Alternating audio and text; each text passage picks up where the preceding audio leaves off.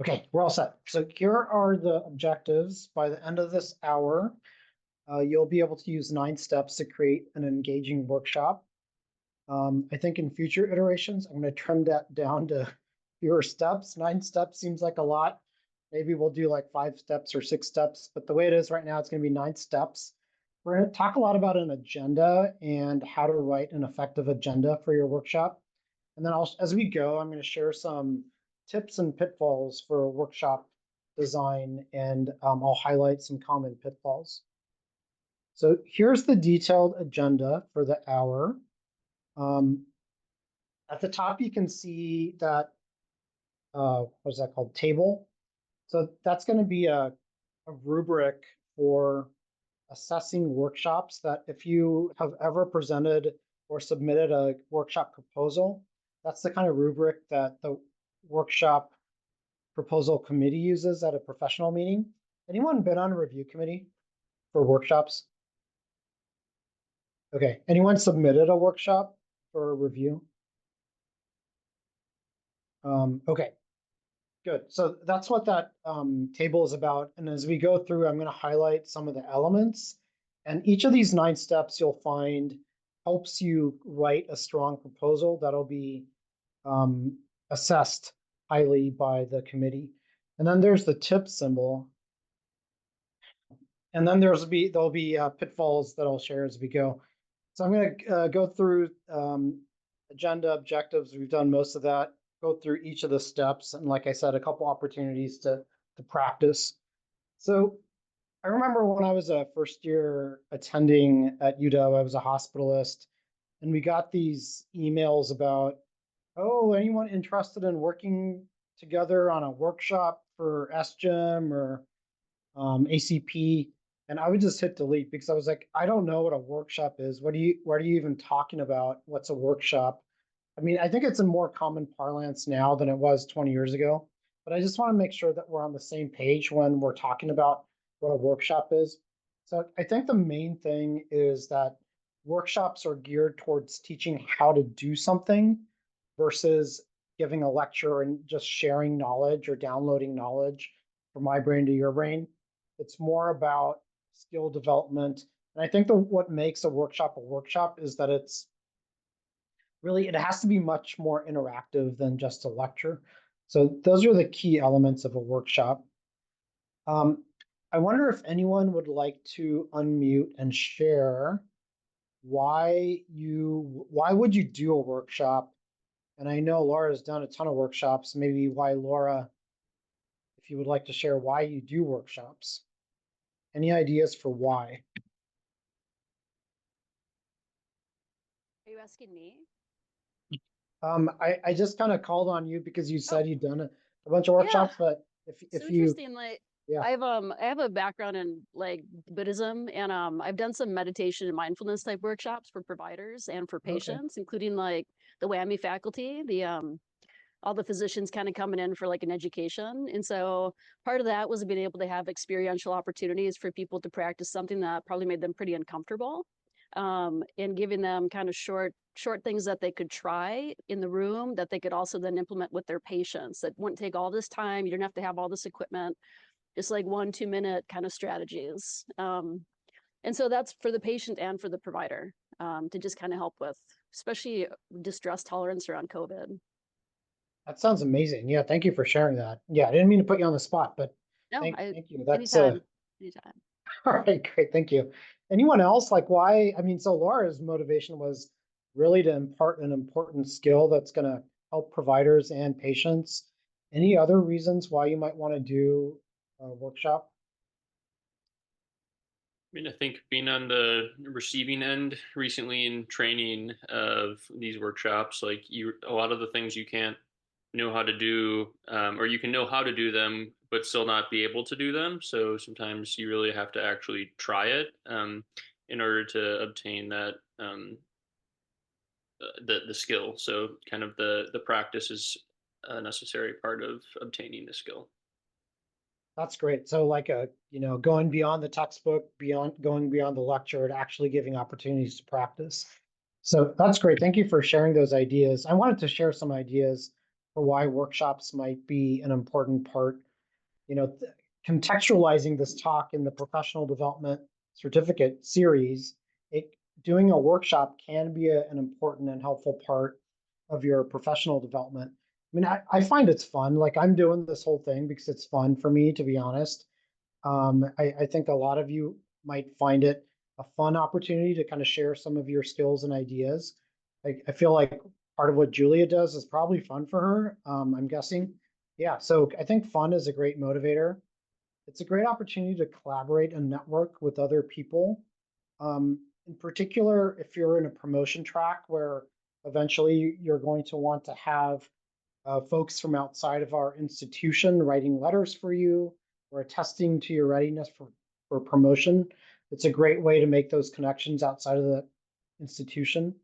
It's also kind of similarly, if you're looking to create reputation, I haven't wrapped my brain around these new promotion tracks yet, but I feel like there's something about reputation in each of the tracks.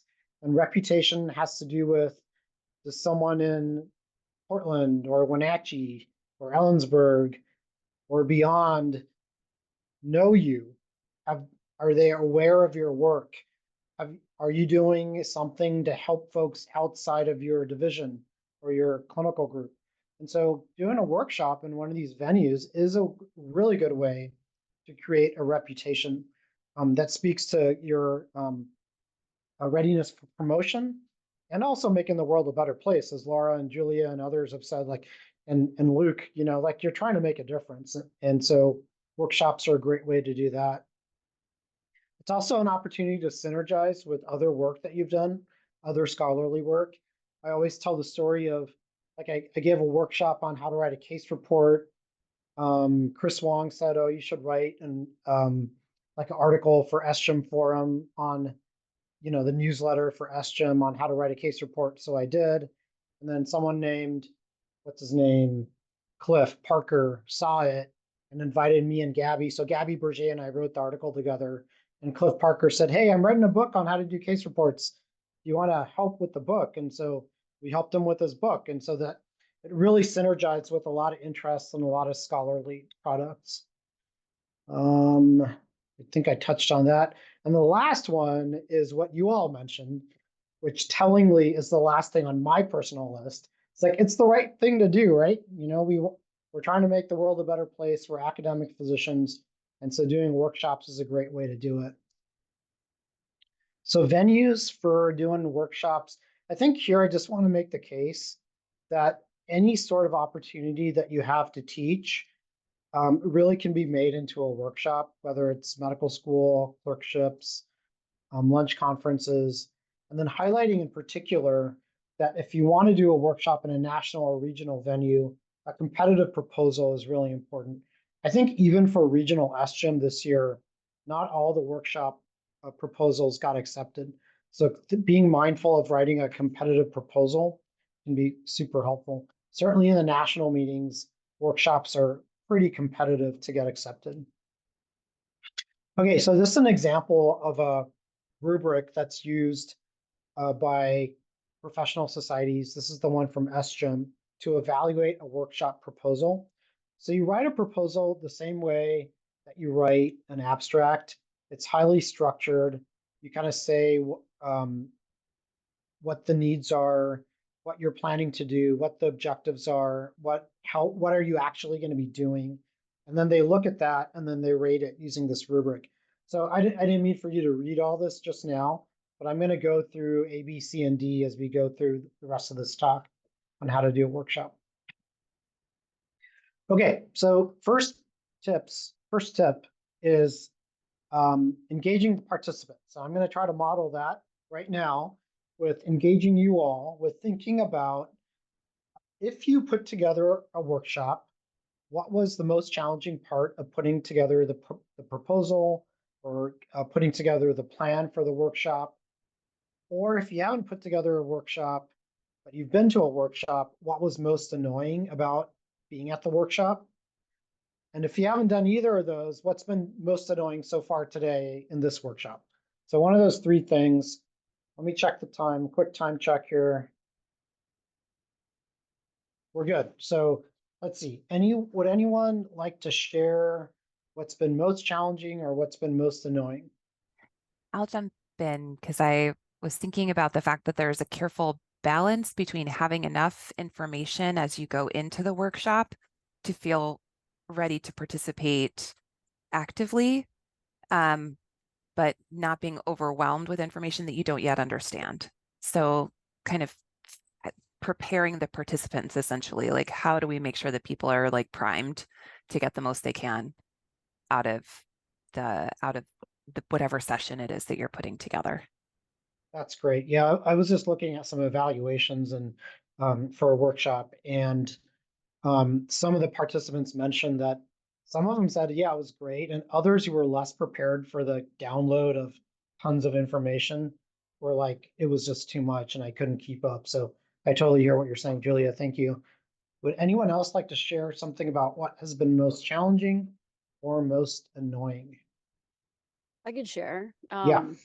I think the challenging thing is just sticking within the time frame. I think all of us are any kind of presentations that we do, and so for me anyway, I always try to design something where there's can be a lot of improvisation and a lot of space, and it's almost kind of knowing what material that maybe you just skip over if it doesn't seem as pertinent to kind of what's happening in the class. And so I think it's something that I think we all get better at with the material, especially if it's material we're comfortable with. But kind of like I think leaving space within the presentation for things that might come up unexpectedly that might be really powerful to pursue for the sake of the group and the learning. That's great. So having a plan, but being flexible and being mindful of the time and not kind of at the end being like, can we have 10 more minutes to go over the rest of this workshop? Great. Any other thoughts before we kind of go forward with some of these steps, I think challenges? Yeah. in Go ahead. planning it, it's sometimes really challenging if you have too many presenters, because then everybody starts going late, and it seems really hard to kind of keep on track and also be, actively participatory with all of the different players. Okay. Yeah, that's great. So if you have like 10 people giving a 2-hour workshop, you kind of slice the time. It's like everyone gets 7 minutes each, and it ends up being really unwieldy to try to do. So I think we'll talk about that as well. We're going to talk about time management, and we're going to talk about having a really good agenda and thinking about the number of people that are working with you on the workshop. All right, great. Thank you all for that. Let's keep going. So here are the 9 steps. Next time I give this, there's going to be fewer steps, but for now, that's 9 steps. Thinking about the topic, target audience, and goals, needs assessment, specific objectives as asterisks, because that is super important for any sort of workshop proposal. Recruiting faculty, speaking kind of to Helene's challenge, brainstorming the techniques that you're going to actually use during the workshop. And then finally, having a detailed agenda. The last 3 here, practice, logistics, and evaluation, I'm just going to kind of mention at the end as important steps, but not something that you really need to think too much about as you prepare. Okay, so topic, target audience, and goals. I like to think about putting a workshop together as starting with the largest possible goal that you can think of, and then turning the dial down a couple notches. So it's like, how do I make the world a better place? That's kind of the biggest goal that I can think of, is making the world a better place. And then you got to turn the dial back a couple notches to something, a goal that's reasonable and practical and that you can actually achieve. I mean, not that you can't achieve making the world a better place, but kind of making it more precise and doable. So, for example, here are some examples starting big. What's not written for each of these examples is making the world a better place.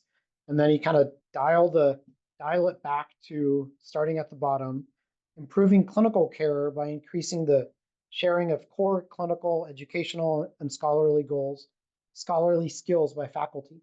So that's kind of my more reasonable goal. That's how I'm going to try to make the world a better place. But then I turn the dial one more notch and give faculty members the confidence to offer workshops, for example. And I really hope that I can do that. That's my goal. And so as I think about that goal, the next step will be, well, what do I need to teach you and have you practice so that goal will become achieved. Does that make sense? This kind of conceptual piece. I feel like I get bogged down on this sometimes when I give this talk, but I think it's actually pretty important to have that framework. It's like have a goal for what you're trying to do, and then think about what people are going to need to be able to do to make that goal come true. All right, I'm not going to read the other examples here, but hopefully I've made that case. So I'd like to ask you all to reflect for a minute. And as we go through this, just imagine that you're thinking of putting a workshop together, because that'll help make this workshop be more useful to you when you get to that point. So just think about, like, if you had your druthers and you wanted to make the world a better place, how would you do that? And then dial it back a notch and think about, well, what is your goal for your workshop? How are you making the world a better place? There's always going to be a target audience. Like, who is it that you're interested in talking to? Like, my target audience has to be faculty. Like, giving this talk to medical students would be totally absurd, sort of. Well, not totally absurd, but you know what I mean. It's like, that's not the right audience for what I'm trying to do here today. So, and think about if your goal and your work and your idea synergizes with your other work. So I've talked over most of the minute, but I'll give you another 30 seconds. Then I'll see if anyone wants to share their goal.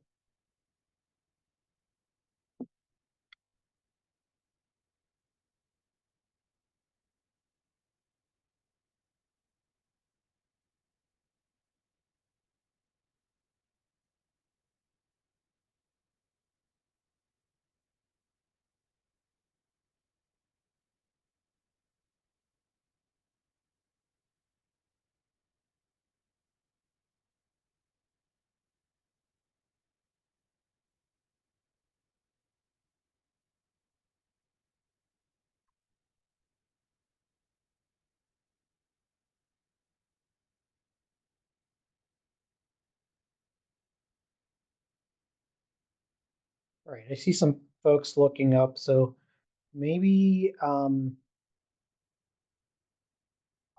see if anyone would like to share their workshop goal, whether it's hypothetical or maybe something you're actually thinking about.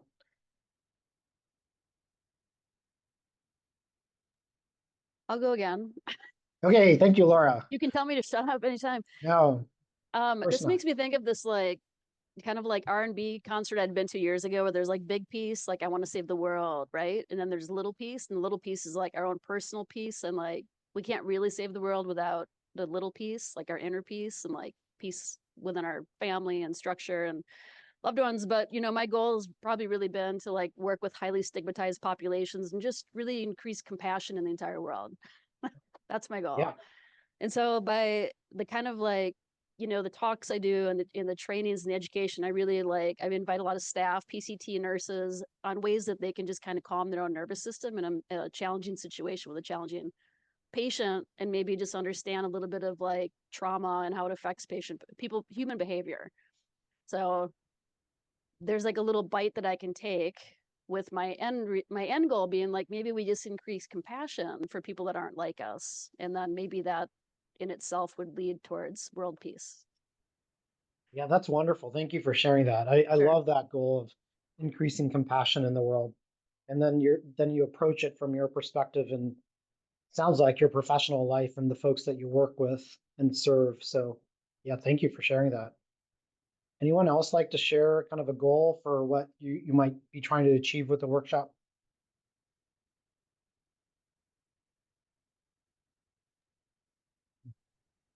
Can say things. I was just thinking of the topic that you proposed about pre-op assessment. And I was thinking of the night shift residents as a target audience for a workshop to to have more update information on pre-op evaluation. Because the night residents are supposed to do pre-op assessment for patients being admitted during the night time who may have urgent surgery early morning. That's great. Thank you, Amaya. So the goal is like night residents perform great pre-op assessments, or if you want to dial it a little bit bigger, patients have better outcomes from surgeries. If patients with medical problems coming in at night have better outcomes because they've been well assessed by the night residents. All right. Well, thank you all for kind of sticking with me and thinking about goals and kind of this bigger picture. I forgot I had that popping up. Sorry. So like thinking about synergy, I think is important as well for all the reasons I already mentioned. So as you think about your goal, and in particular, if you're writing some sort of a proposal for this workshop, it is important to demonstrate that your idea and your goal is important, that there actually is a problem. And so I just like jotted down some possible sources for your needs assessment. And then looking at what the rubric item looks like on, like a committee might look at your proposal and say, well, how likely is it that it's important? Is it going to enhance clinical research or educational behaviors of the attendees?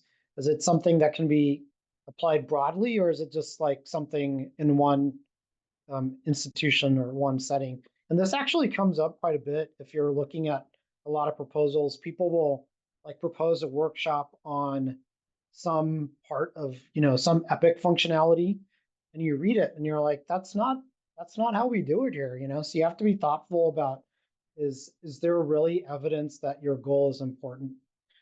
All right, that's I think all I'm going to say about that. And so just kind of keep that in mind. If you're writing a proposal, you do want to be able to demonstrate its importance. Next, we'll talk about learning objectives. So where learning objectives fit in this framework are in between goal and audience and what you want them to be able to do. So it kind of goes goal, audience, learning objectives, what you're going to be doing during the workshop to achieve those learning objectives, and then what the participants will be doing as a result of that. So why are objectives important? Why are learning objectives important? Any ideas?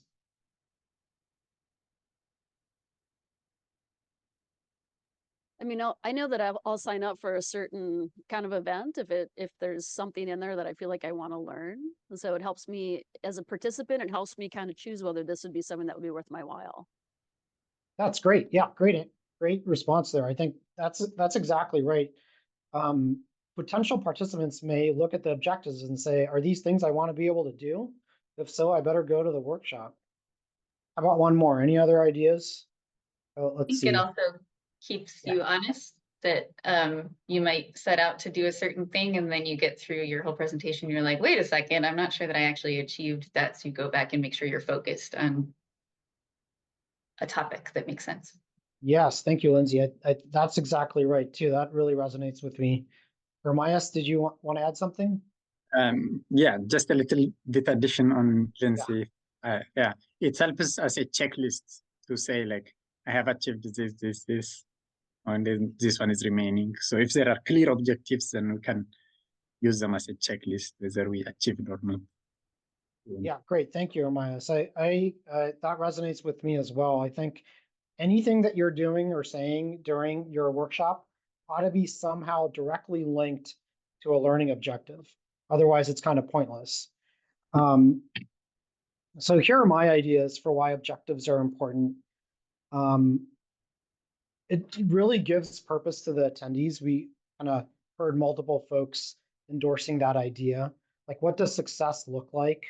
John Hattie is a educational researcher who did this huge meta-analysis of all sorts of things educators do. And writing learning objectives and giving learning objectives to participants is one of the things that leads to better learning, because participants can kind of relate to, well, what does success look like? It can be motivating to see what it is that you're supposed to be doing. It holds the teacher accountable, as we said. It allows for assessment of your teaching. And then underlined and in bold is anchors content and instructional methods. So without learning objectives, you're not really going to know what you need to do during the workshop, and if you think it's going to be effective. And so again, here's the rubric item. Just if you look at the lower right box, this is what we're aiming for. The learning objectives clearly identify what the learner will be able to do after participating, level of learning and measurable outcomes. So that's really important. So here are some good objective words. By the end of the workshop, participants will be able to, and the more you go to the right, kind of the higher level competencies and skills these are. There's a pitfall here that in trying to write good objectives and using good objective words, you can be boring sometimes, right? You can be like, I want to use good words, so I'm going to say list.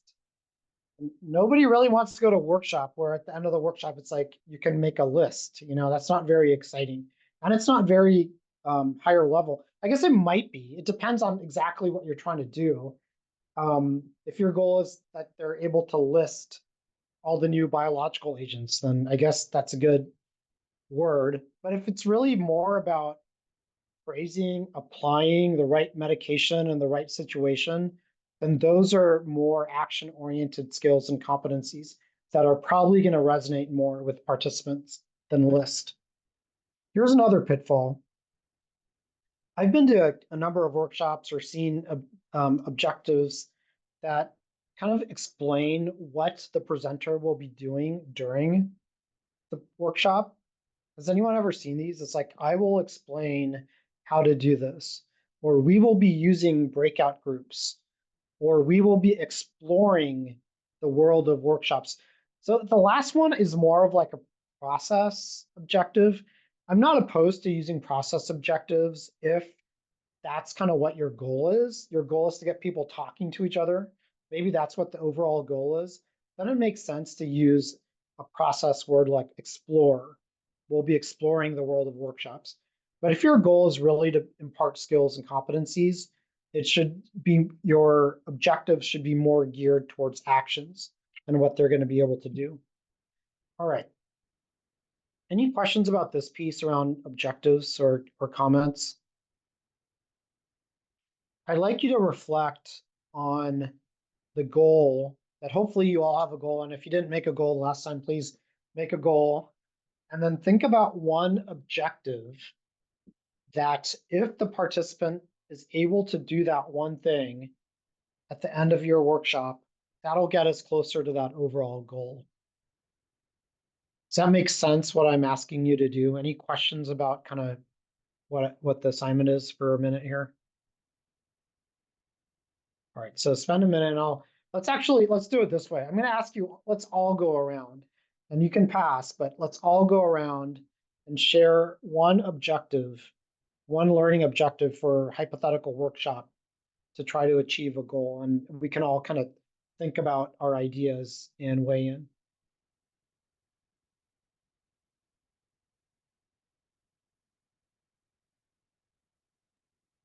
Do you want us to drop those in the chat? Yeah, we can do that. That's a good idea. Thanks, Celine.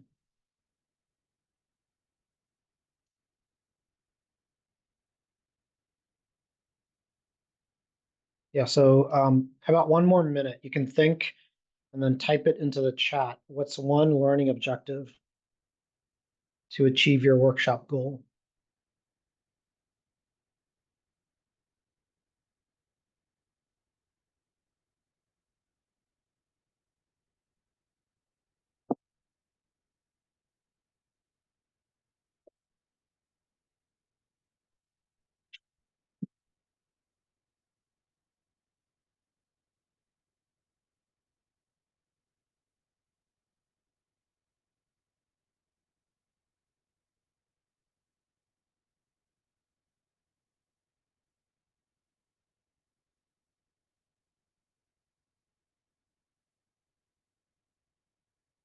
All right, I'll read them all after everyone's put something into the chat for an objective.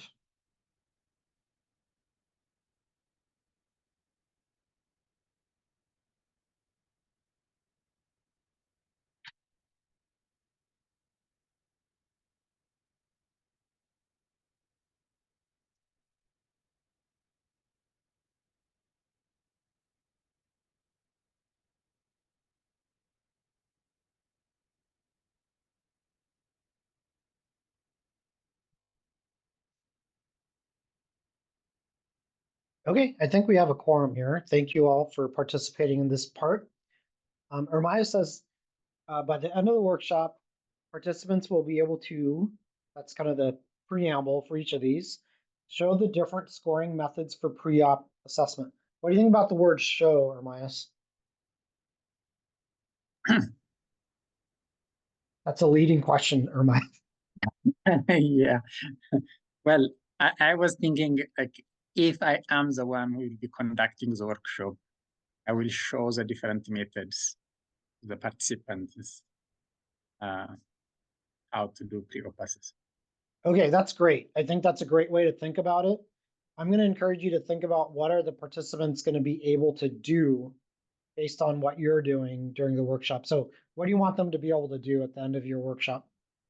They will be familiar with the different scoring methods used in pre-op assessment. Okay, great. So familiarity with something is one level of learning. I would suggest familiarity is very low on the ladder of action or skills. So but it's totally fine. I mean, if that's what you want, you just want them to know where to look it up. That's and if they've never heard of it, you got to start somewhere. You just want them to be familiar with it. Totally legitimate. Or If you will be able to use, will that be the use, yeah, that's what I'm getting at. That's Mhm. exactly right. Or So you can, might consider compute. So if they at the end of it they learn how to actually compute the scores, then what you're doing with those verbs is you're showing that it's not just that they know about them, but they can actually use the tool. So yeah, I think that's right. I think great example. And why am I perseverating on this? I think it's important because it tells you what you want to teach, how you want to teach it, and what they'll be able to do at the end. That's why it's important. All right, so Helene you. says, be able to deliver a succinct pitch to ask for funding for a new team member. All right, any comments on Helene's? So it's delivering a succinct pitch.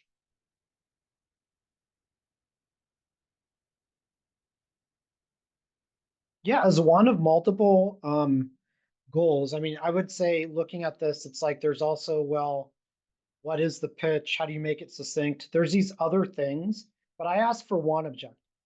And so I think that probably fits in with the other objectives for the workshop. All right, thank you, Helene. Laura, introduce concept of implicit bias and ways to address bias in real time. So I'll ask you kind of like I did with Ermias, are the participants at the end of the workshop going to be able to introduce the concept of implicit bias? Is that what you're going for? I mean, I think maybe this could be introduced concept of an implicit bias and then maybe demonstrate.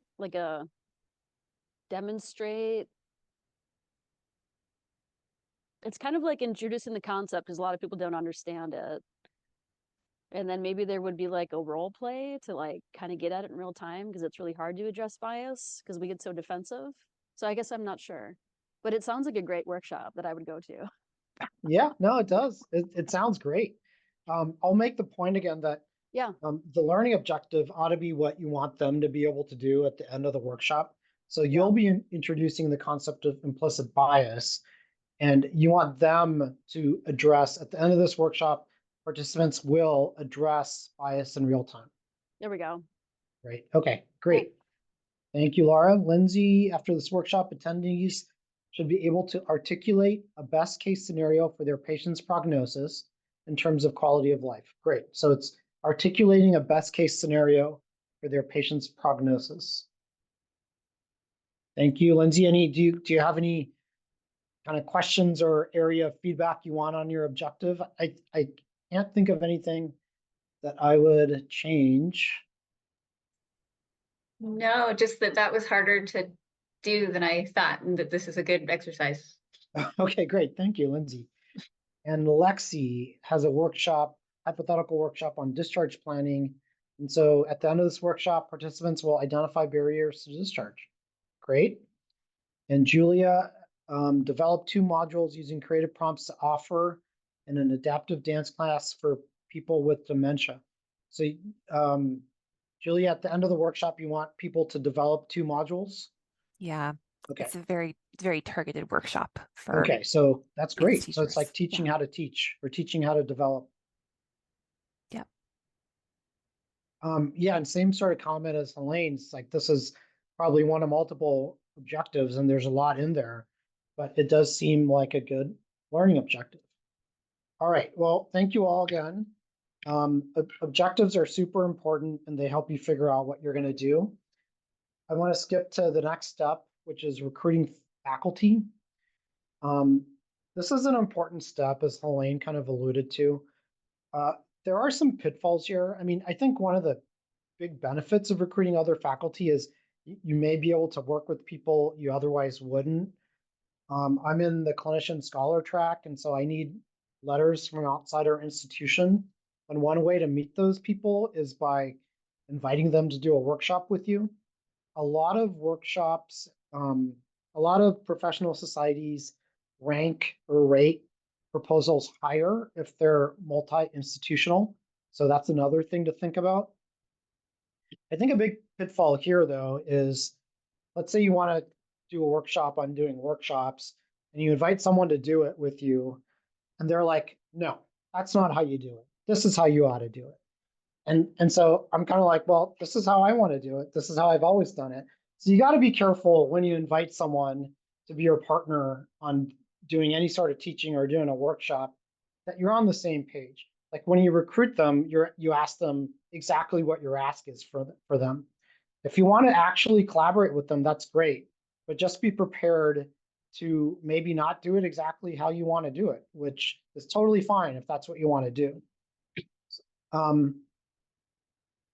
So the last kind of big operational step here is figuring out what you're going to be doing during the workshop. So you have your goals, you have your objectives, you know your audience.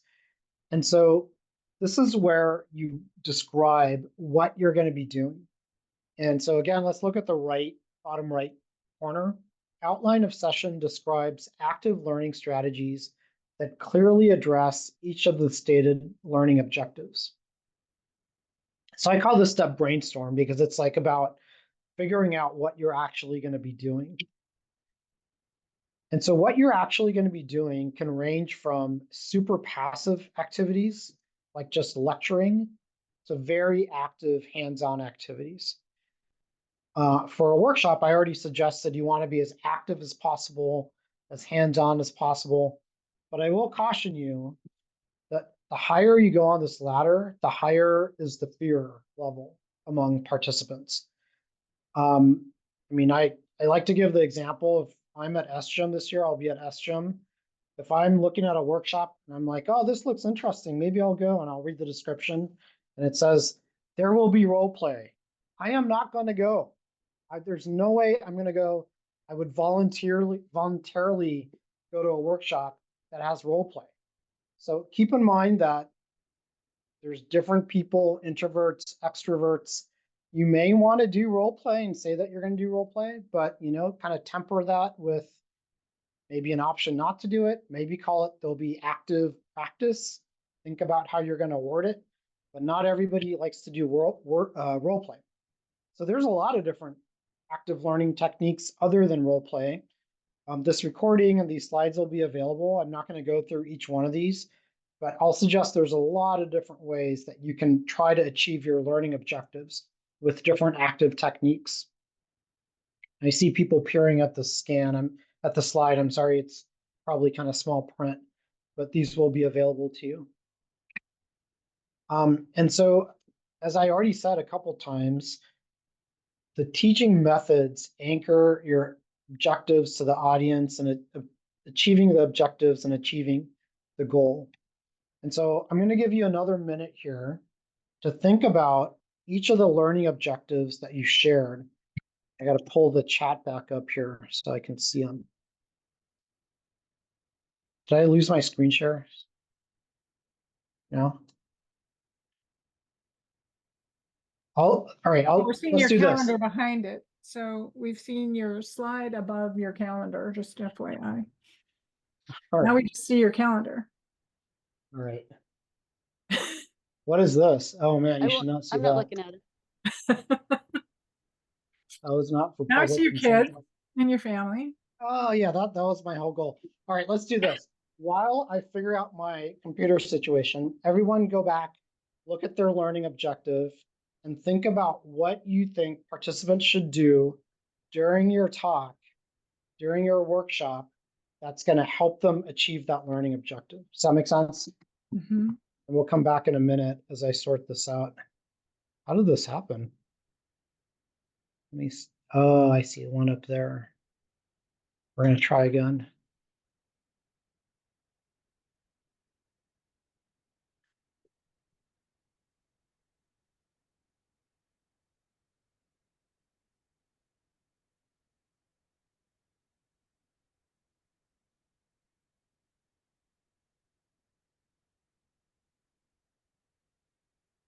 Man, the recording of this is going to look awesome.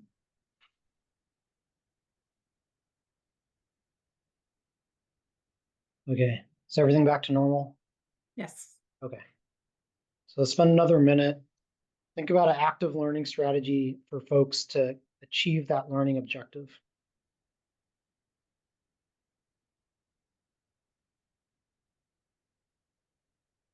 Oh, thank you, Daniela. Daniela said she'll cut all this out later.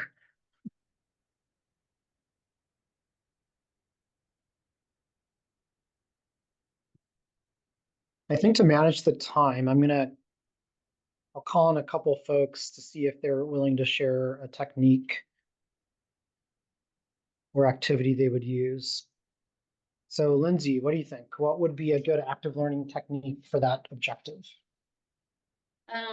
So an objective where you're supposed to be able to articulate the best case scenario quality of life for your patient, I think I would give like a patient scenario to the group and then do sort of everybody writes. So give them like an objective to write about, like, would your patient be able to walk, live in their own home, whatever, and have them write out their best case scenario for like a minute or something, and then share what they have with the group.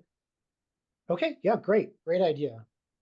I think sometimes we start from what our content's going to be. Like I'm going to do role play, for example, but that may not be the best way to achieve what you're trying to get people to do. And I think Lindsay's example is a really good example of that. Like you need to be able to first figure out what the best case scenario is, think about what you're going to say, and then maybe role play comes later and may not be as important as those other steps. Julia, do you want to share a technique? Yeah, I was brainstorming about brainstorming. In the particular scenario that my workshop would be, I would wonder about sort of pairing off and two people each trading ideas and sharing their ideas together and coming up with the modules essentially through this kind of partnered idea, and then coming back and collaborating with the group as a whole to bring it even more to life. So definitely sort of a partner sharing and then collaborative building. Okay, yeah, that another great example. I think that kind of method where you're kind of outsourcing to come up with ideas or plans, that's really effective when there isn't one right answer. You know, like that wouldn't really work. Think, write, share, as Elaine says. That's not going to work if your goal is to learn how to estimate the ejection fraction on echo. It's like, yeah, just brainstorm and figure out what you think it would work. Like that's pointless, right? Sometimes you just need to tell them and then find a way for them to practice it. But when you're trying to come up with something new and creative, then I think kind of crowdsourcing those ideas and strategies is super effective. Okay. I'm going to move on to the last part of this talk, which is the detailed agenda. So you have objectives, you have activities, and you really want to have a good agenda, which breaks down what you're doing and when. Perfectly designed, well, perfect is kind of a high bar. I don't know, Jim. I don't think you should be saying perfectly designed, but maybe well designed for the session time, all times allotted are accurate and appropriate. This is a big pitfall. I mean, like I said, when I review these, sometimes people will split up their agendas in like the seconds. It's like 30 seconds for introductions, a minute and 30 seconds for this. And I'm like, that's never going to work. You're not going to be able to do anything in 30 seconds. So you want to have a realistic, detailed agenda. This is an example from a talk that I gave a few years ago. So you want to align it with your PowerPoint slides if you're using PowerPoint. The content in this doesn't really matter. I'm just kind of showing the format. Allocate the time and test it later. Who talks and what they say, as Helene was saying, if you have a bunch of people and it's really awkward standing around at the beginning and people are like, all right, who's going first? Should I go first? I don't really know. So just kind of determine that ahead of time. Prepare for variation in the size of the group. If you're going to give a workshop and it's like there could be 5 people there, there could be 50 people there. If you have everyone introduce themselves and there's 50 people, that's like 50 minutes and you're out of time. So think about ways to do a show of hands versus if there's 5 people, maybe they can all talk for a minute and introduce themselves. Try to make the objectives relevant. I tried to do this at the beginning of our workshop with the little bit of sharing about challenges and annoyances. And then I think this was an important tip for me is writing down key sentences so as not to forget them, because I get really nervous and stressed out when I'm giving a workshop, especially if there's a lot of people there. So writing down, this workshop will likely be applicable to the type of teaching that you do. That's been really helpful to me to have 1 or 2 sentences written down that I want to be sure to say. This is a little bit more detailed agenda in that it includes the learning objective. Everything you do or say ought to be linked somehow to a learning objective. So adding that column makes that explicit for you when you're planning it. Anyone ever been to a workshop where they put you in a small group and you're like, what are we supposed to be doing? Anyone know what we're doing? I'm not really sure. Yeah, that happens all the time. So being really explicit about what folks are supposed to be doing is important. So this is an example from a workshop I gave. I don't think I could have been more explicit than this. Watch the video, take notes, discuss this, commit, report to the group. So being really clear about activities, I think, is important. I wanted to make the point that when you're putting these together, if you're like, oh, I'm not sure if I have time for all this, just leave it out.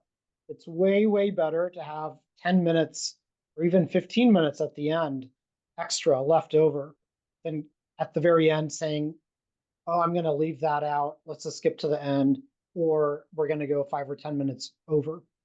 So too little content is way better than too much content and too little time. And then the final steps here, if you've ever collaborated with folks on a workshop, like at a national meeting, sometimes it's really hard to connect and there might be a plan to like, oh, let's just have coffee the day before and figure it out. Try not to do that. Try to practice at least once. I think logistics here is just a way to remind me to say that even at a national meeting, sometimes they'll be like, oh, we don't have the right dongle for the laptop. So if you can have some redundancy and a backup plan, like even handouts, and be able to just do the workshop with handouts, I think that's pretty important. And then finally, evaluation. If you're doing the workshop for someone else that's invited you, make sure that they have a plan to evaluate it. And so you can get feedback and try to do it better next time. All right. So these were the 3 learning objectives that we covered today. And that is all I wanted to cover. Okay, well, thank you all for coming and engaging. I really appreciate it.